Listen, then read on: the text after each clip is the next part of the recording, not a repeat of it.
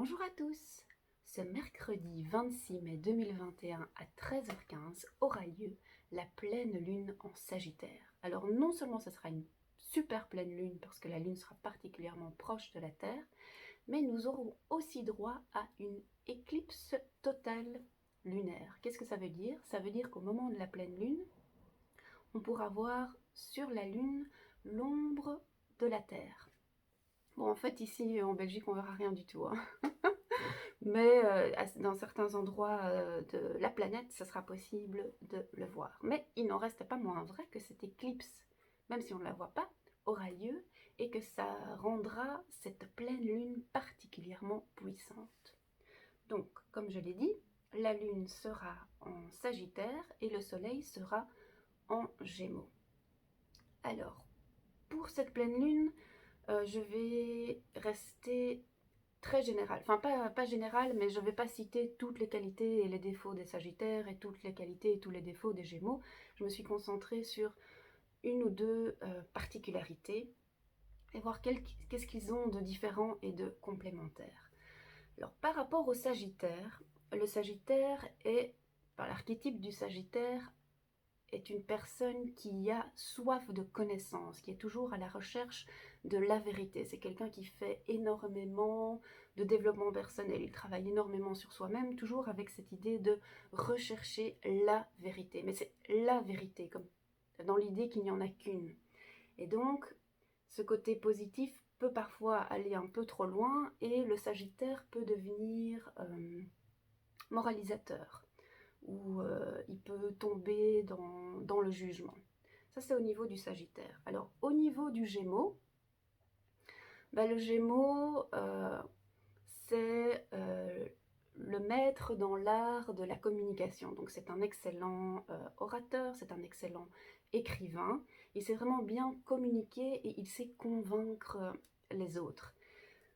Mais c'est aussi quelqu'un qui papillonne beaucoup. Lui, il n'est pas à la recherche de la vérité. Il va s'intéresser à plein de trucs différents, et donc au contraire du Sagittaire qui va généralement jusqu'au bout des choses, le Gémeaux, il va s'intéresser à un truc 5 minutes, et puis il va s'intéresser à autre chose 5 minutes d'après. Mais comme il est un excellent orateur, si vous lui demandez son avis sur quelque chose, comme il est moins attaché à la vérité, en fait, il peut totalement se retrouver dans le rôle de jouer l'avocat du diable. Donc s'il y a une proposition A, une proposition B, comme il parle très bien, il va pouvoir vous convaincre que A est vrai ou que B est vrai. C'est comme si on jouait un peu à une joute verbale. En fait, celui qui va gagner, c'est pas celui qui détient la vérité ou qui a entre guillemets le plus raison. Dans une joute verbale, celui qui gagne, c'est celui qui parle le mieux.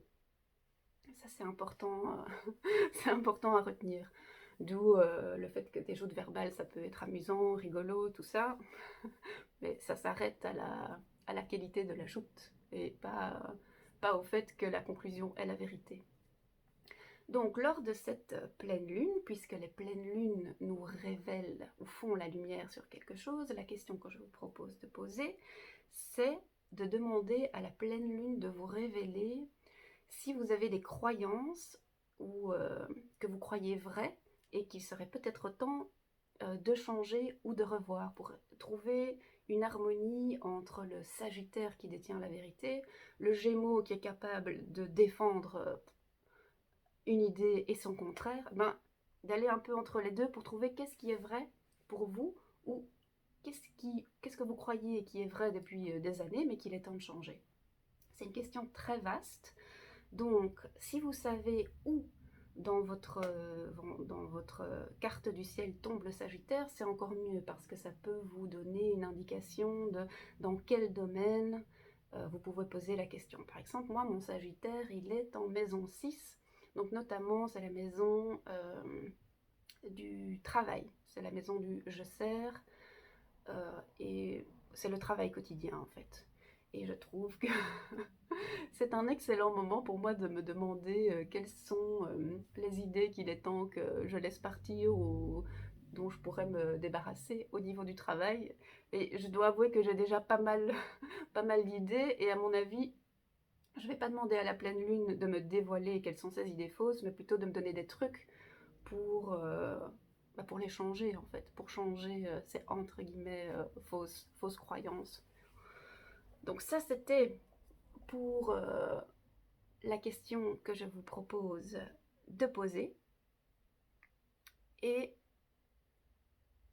je suis perdue. C'est peut-être juste parce que la vidéo est terminée en fait. À tout bientôt, je vous souhaite un excellent rituel de pleine lune.